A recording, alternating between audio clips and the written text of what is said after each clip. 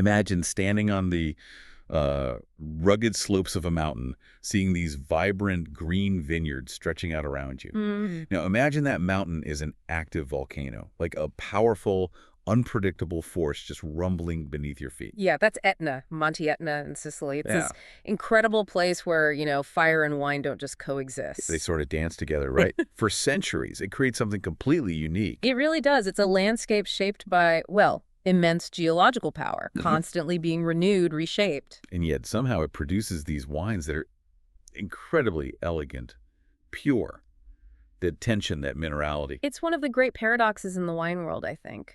Really compelling. And that paradox is exactly what we've been digging into for you. We've waded through a whole stack of notes, research, articles, Yeah, trying to distill it all down. basically giving you a shortcut, right, to get inside this, well, wild, beautiful, and really quite complex region. And our goal isn't just to, list facts. It's about pulling out the key insights, maybe the surprising connections, those moments where it clicks. Those aha moments. Exactly. We want to give you that essential understanding of what really makes Etna wines unlike anything else. Think of it like uncovering the secrets etched into the lava flows, the old vines. So where do we start? The ground itself. Makes sense. And what's fascinating right away is the sheer depth of history here. I mean, we learned viticulture on Etna goes back to ancient Greek and Roman times. Wow. So these aren't new vineyards popping up. Not at all. It's a tradition that's, persisted for millennia. Right. And reading about the growers, generation after generation, sticking with it despite, well, an active volcano next door. It says a lot, a deep connection to the land. Real resilience baked into the culture there. And that resilience is constantly tested, but also weirdly rewarded, because those eruptions, while destructive in the moment, They actually enrich the soil. paradoxically, yes. The stuff they deposit, the lava, the ash, the pumice, it becomes the source of renewal over time. Okay, so it's not like static volcanic soil you might find elsewhere. Exactly. It's alive, it's evolving, constantly getting new layers of mineral-rich material from different eruptions. Which creates this amazing tapestry of different soil types, different textures, even in a small area. You got it. And for a long time, the focus was, well, local. Maybe more on quantity, but the late 20th century, that was a real turning point. A renaissance, yes. Definitely. Driven by some really visionary producers. This is where it gets exciting. People started seeing the potential, right? Local families who'd been there forever, but also newcomers. Yeah, people from elsewhere in Sicily, even beyond Italy, saw something special in those old vines and that dynamic terroir. They realized Etna wasn't just a place to grow grapes. It could be world-class if approached differently. And they started working differently, combining that traditional wisdom like the Albarello bush vines, perfect for the slopes. And those stone terraces, the terroirs, incredible hand-built things. Absolutely essential for managing the steep terrain, preventing erosion. They combine that stuff with, modern vineyard understanding, modern cellar techniques To really lift the quality. to unlock the elegance that was already inherent in the place. Okay, so let's break down that unique terroir a bit more. It's not just volcanic soil. No, definitely not. The geology is incredibly diverse. The research shows this mosaic of volcanic materials, lava, ash, pumice, lapilli. From different eruptions over thousands of years. Exactly. And the age of the lava flow is crucial. Older flows break down differently than younger ones, creating different soil structures, nutrient levels. You get huge variation, almost meter by meter sometimes. You really can. And then you layer on the climate. The altitude is key here. Etna's vineyards climb high from maybe 400 meters up to over 10,000. That's pretty high. It's critical. It creates this unique microclimate. It takes the edge off the intense Sicilian summer heat. You get cooler temperatures overall, even snow higher up in winter. And the big thing seems to be the day-night temperature swing, the diurnal shift. Ah, yes. That's essential for quality. Hot days, but then significantly cooler nights. What does that do for the grapes? It slows down ripening. It lets the grapes develop all those complex flavors, tannins, color phenolic ripeness, but over a longer period. And crucially, it helps them hang on to their acidity. So you get complexity and freshness, even in a warm place. Precisely. Then there's water and wind. The soil's porous, volcanic, great drainage. So the vines don't get waterlogged. Right. And the winds coming off the Mediterranean or sometimes down the volcano itself, they're vital. They keep the grape canopy dry. Like natural disease prevention. Exactly. Less need for treatments. It all fits together. And all this variation, geology, altitude aspect, It leads to these distinct little zones the growers call contrada. Ah, the contrary. Yeah, one article compared them maybe loosely to Burgundy's cross. Unofficial, but captures the idea. So each contrada has its own specific mix. Elevation, sun exposure, wind, the type of lava flow it sits on. Exactly. And the key insight is this isn't just academic. These specific characteristics directly impact the wine. So wines from different contrade can taste noticeably different. Oh, definitely. Even from the same grape, same producer. It adds this whole fascinating layer of complexity to explore. They're like the fine-grained expression of Etna's terroir. Okay, incredible landscape. So what are the grapes that actually capture all this? Right, the grapes. The soul of Etna really comes down to two main native varieties, Nerello Mascalese for reds and Caricante for whites. Nerello Mascalese, that's the big one for Etna Rosso and Rosato, right? Yeah. Needs to be at least 80%. That's the one. A lot of people compare it to, say, Pinot Noir or Nebbiolo. Why is that? Because it has that elegance, those fine tannins, that complexity. But, and this is key, it has this unique volcanic edge you just don't find elsewhere. And it's particularly suited to Etna's conditions. Perfectly. It's a late ripening grape, which at those high altitudes means it gets a really long hang time on the vine, So it can develop all its flavors. while holding on to that bright acidity thanks to the cool nights.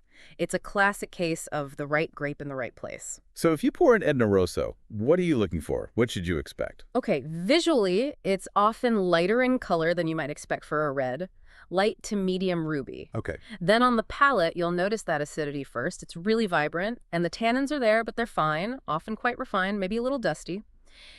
Medium body, And the aromas? complex. You often get bright red fruits, think cherry, raspberry, sometimes floral notes like rose or violet, hints of spice, black pepper, maybe clove, and then that unmistakable mineral character.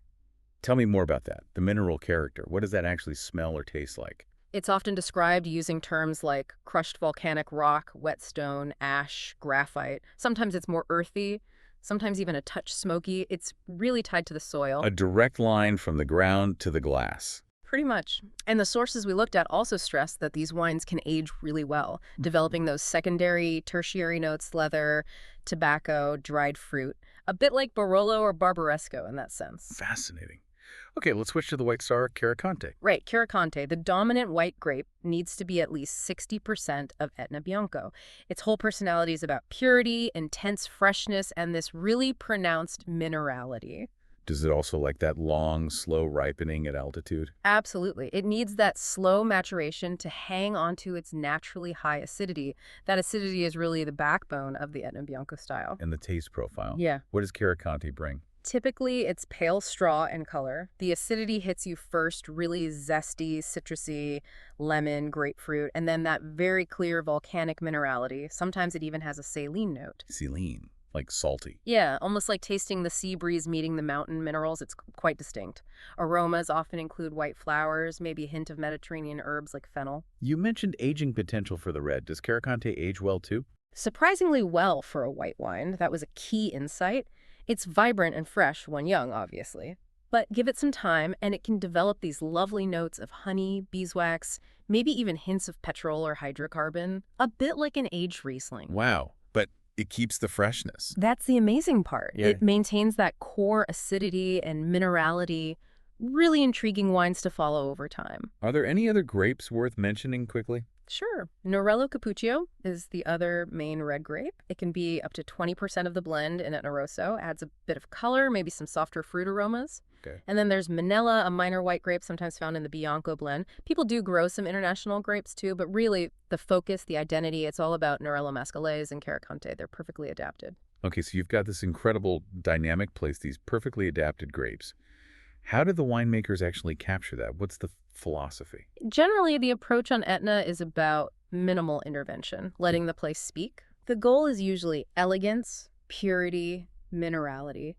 Wines that are transparent expressions of their specific terroir, not heavily shaped by the winemaker's hand. A delicate art, then. Very much so. In the vineyard, you see this mix of really traditional essential techniques, like the Albarello bush vines we mentioned, great for the conditions, naturally low yielding. And those stone terraces, again, must be incredibly hard work to maintain. Oh, absolutely. A lot of it has to be done by hand because the slopes are so steep. And the sources really emphasize the importance of old vines. Older vines meaning more concentrated fruit. Exactly. Some are incredibly old, 80, 100 years, even more, and some are ungrafted pre-phylloxera survivors. Phylloxera struggles in that sandy volcanic soil. So those old vines are like treasures. They really are. They form the backbone of many of the top wines. But it's not just tradition. Producers use modern techniques too. Like what? Well, precision viticulture to really understand the nuances of each little plot, careful canopy management to get the right sun exposure, and a big focus on sustainable farming to protect this unique environment. Makes sense. And then in the cellar, what choices are they making? Vessel choice is a big one. Stainless steel is common for preserving freshness, especially in whites and maybe younger entry-level reds. But for the more serious reds, and maybe some whites. Then you often see large, neutral oak casks body, or maybe used, older barriques or tonneaux. So generally, not a lot of new oak, trying to avoid that strong oak flavor. Exactly. The preference is usually to add maybe a bit of texture, allow some slow oxygen exchange, but without masking those delicate fruit, floral, and especially the mineral notes that define Etna. Got it. Some producers are also using amphora terracotta jars that can add a different kind of texture, maybe enhance that earthy mineral feel. Interesting. What about other practices like fermentation or filtration? Spontaneous fermentation using the native yeasts from the vineyard is pretty common. Again, it's seen as part of letting the terroir speak. Right. And producers tend to be quite judicious with sulfur additions, often light filtration or sometimes none at all, to keep as much character and complexity in the wine as possible. It really sounds like every decision is geared towards respecting the origin, the place. That's the feeling you get. But it's not easy. There are challenges. Temperature control in cellars at altitude isn't simple.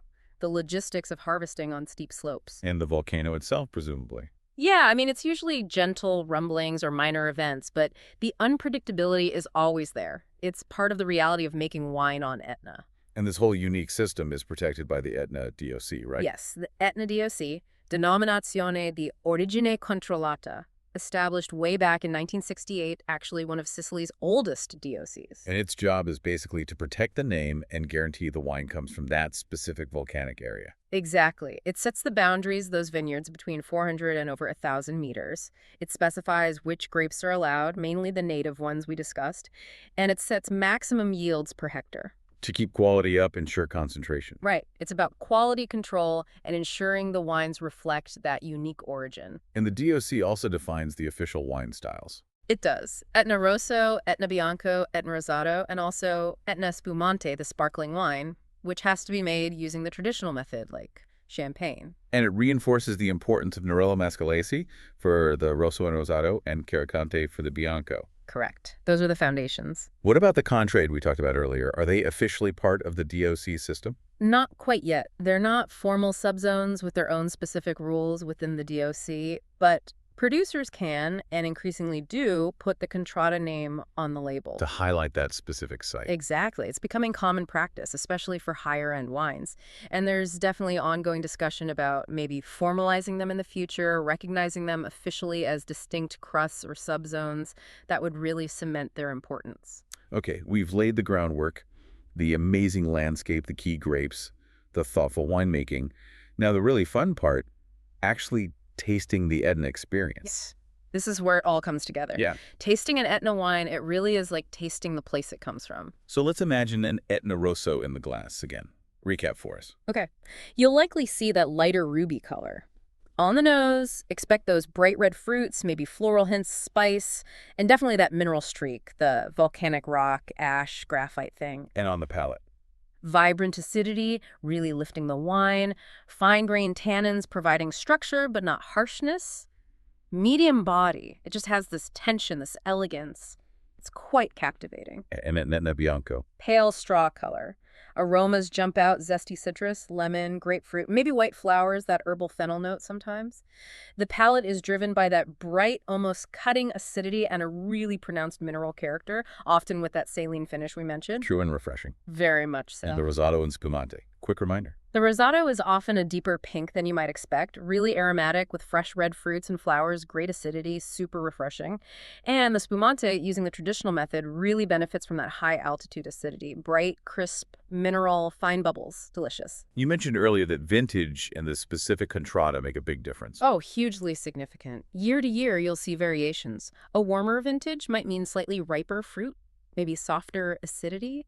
A cooler year really emphasizes that acidity and minerality. And comparing contrade. Fascinating. Put wines from different contrads side by side, even from the same vintage and producer, and you can find real differences in ripeness levels, aromatic profiles, the texture, the specific mineral expression. It depends on the exact altitude, exposure, soil age. It makes exploring Etna wines a real journey. Given the character of these wines, that acidity, minerality, elegance, how do they pair with food?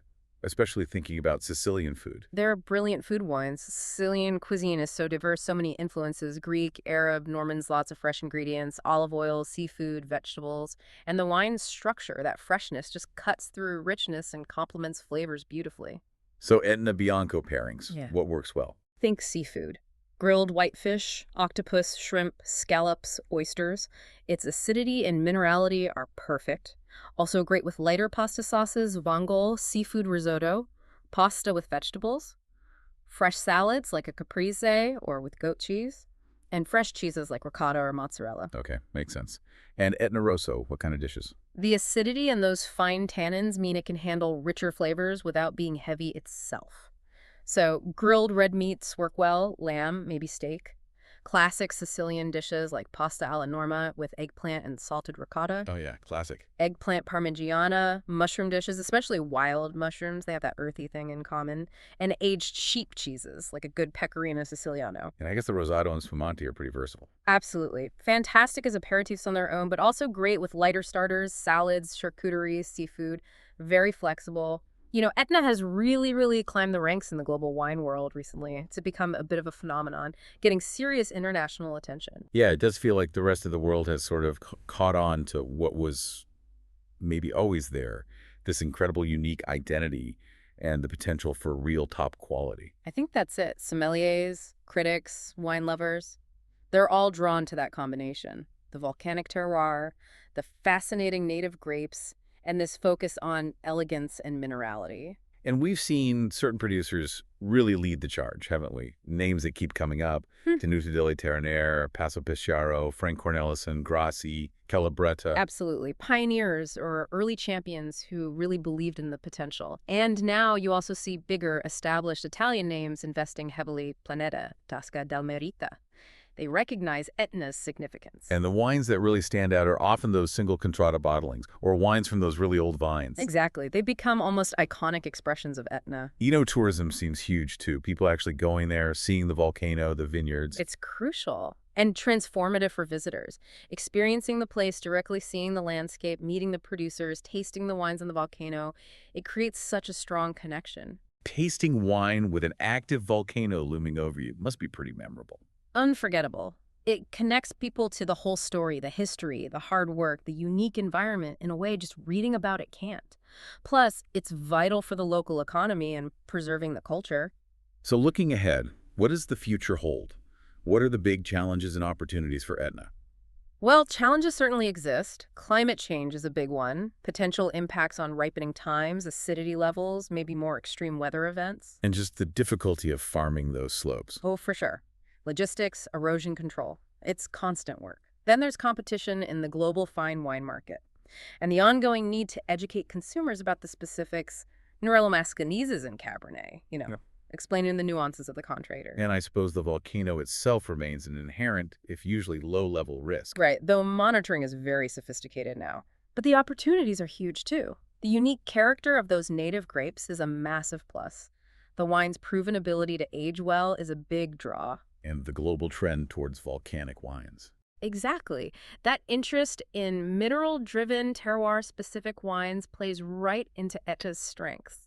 And continuing to develop thoughtful enotourism can only help. Sustainability seems like it must be a core value there, given the unique environment. Oh, absolutely. The sources really highlighted how much importance producers place on preserving this special volcanic ecosystem. Organic farming, biodynamics are quite common. Careful water management, protecting biodiversity, maintaining those ancient terraces. It's not just about being green, it's about protecting the wine's identity. Precisely. The terroir is seen as this fragile, irreplaceable asset. Protecting it is fundamental to the future quality and character of Etna wines. So wrapping up this deep dive, Etna really stands out as this, well, singular place, Yeah. ancient history, completely tied to its living volcano. And Nerello Mascalese and Caricante, these heritage grapes, they've become the perfect voice for this dynamic terroir, capable of producing wines with incredible elegance, minerality, complexity across all the styles. And the future seems to be about that balance, honoring the deep traditions while embracing innovation and doing it all sustainably to protect this unique legacy. And maybe the most profound thought, thinking back on everything we read, is how that constant, unpredictable energy of the volcano isn't just scenery. It's actually in the wine. In a way, yeah, it's an integral, living part of it, shaping its character like nowhere else on Earth. So the final question for you, the listener, is maybe, what does it actually mean to taste a wine where the ground beneath the vines is literally still alive, still moving? It's an invitation, really, to seek out these wines, taste them, and experience that power and elegance for yourself.